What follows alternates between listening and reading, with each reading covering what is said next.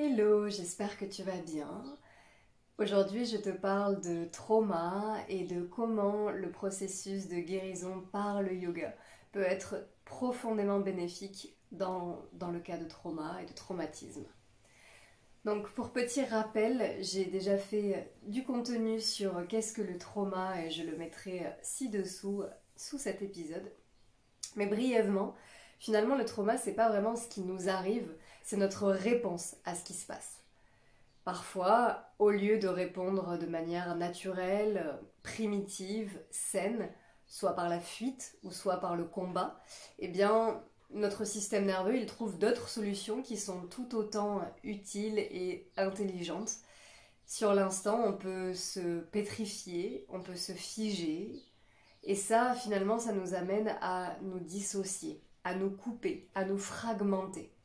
Il y a plein de parties de nous-mêmes dont nous avons plus accès parce que, en réponse à ces moments, à ces événements-là qui étaient peut-être trop souvent, trop rapides, eh bien, le système nerveux, au lieu de répondre par l'attaque ou par la fuite, il trouve d'autres solutions, comme le figement ou la dissociation, dont je parlerai dans d'autres épisodes plus en détail. Et finalement, ce que ça influe dans nos vies, ce que ça amène dans nos vies, eh bien, c'est que le système nerveux, le corps, il reste entre guillemets figé dans ce passé. Si à 10 ans, on est témoin d'une chute ou d'un acte de violence, ou qu'on subit de la violence nous-mêmes, ou un tremblement de terre, ou aussi de l'humiliation ou du rejet répété, quelle que soit la forme de trauma, qu'on l'ait vécu nous ou qu'on en soit témoin, quelque chose en tout cas qui nous heurte, qui nous bouscule, qui nous choque, eh bien on peut avoir eu dans cet événement la tendance à se figer parce qu'on n'était pas en âge de fuir et on était encore moins en âge et en capacité de nous battre. Donc notre corps il est resté figé sur pause à ce moment-là quand on avait 10 ans. À part qu'aujourd'hui on en a 27. Et malgré qu'on en ait 27, notre corps, c'est comme s'il n'avait pas capté la différence de temps et qu'il continuait de répondre dans le présent à cette réponse du passé. Donc ce que j'essaie de te transmettre ici, c'est que parfois, il y a des événements assez anodins, assez communs du quotidien, qui peuvent nous déclencher, nous réactiver ces blessures-là du passé qui ne sont pas encore intégrées et pas guéries, pas accueillies. Et donc, si ton histoire t'a amené à vivre beaucoup de rejet ou beaucoup d'humiliation, répétée souvent de manière intense par exemple, et que à 30 ans, 35 ans, 40 ans, tu te retrouves dans une rupture amoureuse, et bien peut-être que pour toi ça va être l'un des événements les plus difficiles de ta vie, non pas parce que dans le moment tu n'auras pas les capacités de survivre, de même mener une vie sereine malgré la rupture, mais bien parce qu'en effet ton système nerveux il sera toujours dans le corps de cet enfant de 10 ans qui sera complètement dépassé par les émotions qu'il vit. Donc finalement ce ne sera pas toi à 35 ans, ce sera toi à 10 ans qui répond à cette rupture ou à ce divorce à l'âge adulte. Et pourquoi je te partage ça? Eh bien parce que ce que nous apporte le yoga, c'est une actualisation. Le yoga, c'est la qualité de présence dans l'instant présent, justement. Qu'est-ce qui se vit en nous maintenant? Et pas quand j'avais 10 ans, et pas quand j'avais 17 ans et que j'ai trouvé plein de stratégies comme fumer de la bœuf ou des troubles alimentaires ou de la violence ou peu importe pour essayer de satisfaire et de soulager finalement des besoins qui n'étaient pas nourris en moi.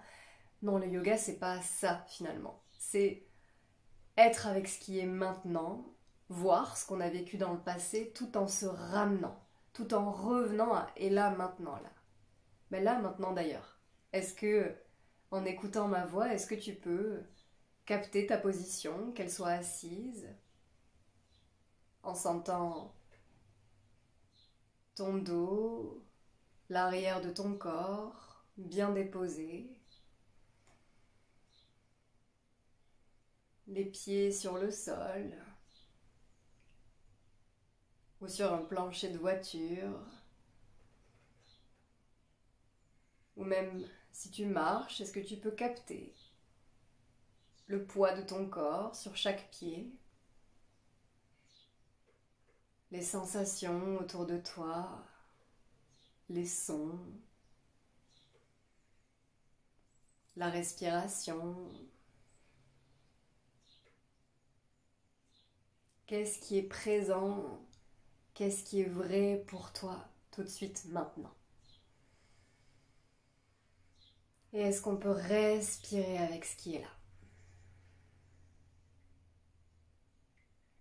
Et outre les postures extraordinaires de gymnastique et traditionnelles de yoga, certes, et pour autant, outre ça, le yoga c'est vraiment ce que tu viens de pratiquer là juste maintenant, c'est la conscience de ce que tu vis ici, tout de suite, maintenant, pleinement conscient. Et parfois, justement, pendant des séances de yoga, il peut y avoir des réminiscences, des réactivations. Quand on connecte à une zone, à une sensation, ça peut réveiller des souvenirs, des images, des sensations du passé. Est-ce qu'on peut être avec les deux? Être avec le poids de mon corps, maintenant, ici, et la sensation de ce passé vécu, dont on se souvient peut-être très bien ou vaguement. Et c'est là où le yoga apporte vraiment un outil thérapeutique finalement pour naviguer, pour renégocier ces événements difficiles. Et ça nous apprend aussi et surtout à relâcher, à remplacer, à relaxer notre système nerveux. Il y a le terme réguler qui me venait, mais d'un point de vue étymologique, c'est vraiment avoir la règle dessus. Donc je suis un peu en hésitation en ce moment dans l'utilisation de la régulation du système nerveux. Mais en tout cas, je dirais l'harmonisation, la libération de ce système. Que notre système nerveux, il comprenne que là, ce que tu vis, c'est maintenant en fait. Que si tu vis une rupture amoureuse ou une difficulté au travail ou tout simplement de l'agacement dans les bouchons quand tu es en train de conduire, c'est maintenant que tu le vis. Est-ce que tu peux poser ta conscience sur ce qui est là aujourd'hui? Et est-ce que quand tu ressens cet agacement, cette émotion difficile en toi, cette émotion de survie, est-ce que c'est aujourd'hui ou est-ce que c'est un reflet de ce qui a été vécu avant? Et si c'est le cas, c'est ok, il y a plein de modalités thérapeutiques, dont le yoga justement, pour aller libérer ça et faire comprendre au système nerveux qu'aujourd'hui on est là maintenant et qu'il a le droit, qu'il a vraiment le droit de retrouver de l'espace. Et cet espace en yoga, on le trouve autant dans la souplesse, dans la mobilité, tout ce qui est pratique finalement physique sur le tapis, les asanas, les postures, les enchaînements, qu'ils soient fluides ou alors aller chercher de la force aussi pour se sentir fort, forte dans notre capacité à avancer, à faire face aux difficultés. Le yoga, ça nous apporte aussi beaucoup d'espace dans les exercices de respiration, les pranayamas. Maîtriser le souffle, littéralement. Cette maîtrise de l'énergie de vie, de tout ce qui circule en nous. Est-ce qu'on peut respirer un peu plus longtemps, trouver un peu plus d'espace, peut-être au niveau des clavicules ou au bas des poumons ou même à l'arrière des poumons? Est-ce qu'on peut s'installer dans cet espace? Et finalement aussi, l'espace, on le trouve mentalement, cette flexibilité, cette souplesse avant tout mentale en yoga. Est-ce que si je m'attends à forcément avoir du résultat avec tel ou tel projet, est-ce que je peux m'ouvrir aussi au fait que ça peut se passer d'une manière totalement différente et se dérouler peut-être à l'opposé ou d'une manière qui ne me satisfait pas? Et si c'est le cas, est-ce que je peux de nouveau réactualiser? Ok, ça ne me satisfait pas, c'est quels besoins qui sont pas nourris? C'est comment que je peux adoucir ça, être avec ce qui est là, revenir dans le présent et ne plus, entre guillemets, simplement, bien que ce soit extrêmement intelligent de la part de notre corps, de notre cerveau, de revenir à ce qu'il connaît en fait. Si pendant toute ma vie, moi c'est mon cas, jusqu'à très récemment, j'étais complètement dissociée, aucune conscience de mes limites, je me laissais parler de telle et telle manière sans broncher, même si je sentais qu'en moi c'était pas ok, et pour autant, ok c'est comme ça, j'ai pas l'impression que de toute façon mes besoins soient une priorité. Et en plus, si je les partage, je risque de me faire complètement rejeter. Ça c'est mon histoire, mais c'est mon histoire passée.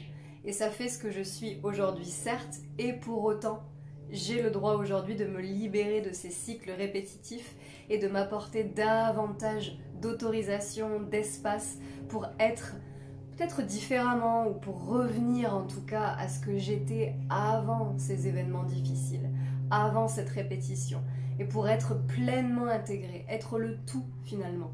Voir cet enfant qui avait 10 ans, qui a été blessé et qui est encore en soi, mais qui est tellement guéri, qui est tellement nourri, qui est intégré en fait, qui a retrouvé la maison à l'intérieur, que l'adulte que je suis aujourd'hui, lorsqu'elle vit des difficultés, elle vit des difficultés dans le présent. Elle est plus sous l'emprise de cette blessure si profonde là, qui date d'il y a 10 ans, de 17 ans auparavant. Ça, aujourd'hui, le yoga, ça me permet totalement de m'ancrer davantage dans ma réalité présente et donc de renégocier, de libérer mes traumatismes. Encore une fois, qu'ils soient physiques, émotionnels, psychologiques, j'ai la croyance que tout est lié de toute façon. En tout cas, que ces expériences du passé n'aient plus le contrôle sur mon présent et sur ce que j'ai envie d'expérimenter aujourd'hui. Merci à toi d'être présent, présente avec moi, de recevoir ce contenu. Je t'invite toujours, si tu en as l'élan, à le partager, à commenter, à mettre une note si tu le peux, si tu ressens l'envie de me soutenir. Et à très bientôt pour le prochain.